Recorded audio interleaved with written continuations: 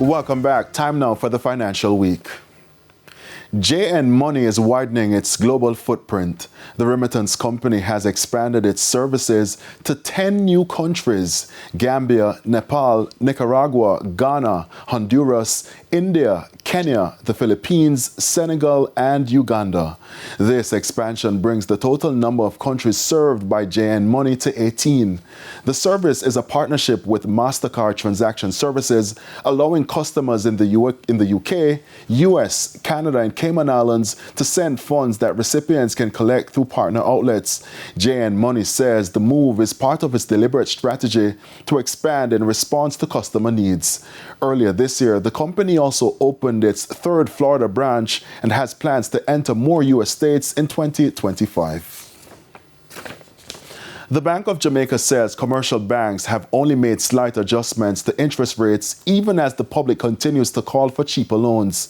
BOJ Governor Richard Biles was speaking at the BOJ's quarterly monetary press briefing. There is no short-term solution to trying to get the banks to reduce interest rates. The banks have said to us, we have some issues that we have to resolve in order to make our rates come down more quickly. Some of those issues have nothing to do with us, and our recommendation to them is please address those issues as quickly and as strongly as you can, because we do want rates to come down somewhat.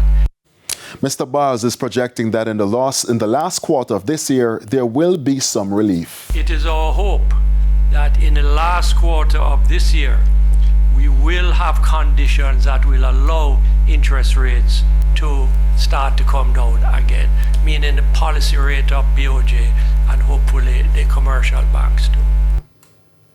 The JSE index advanced by 3,526 points, while the junior market index declined by 41 points.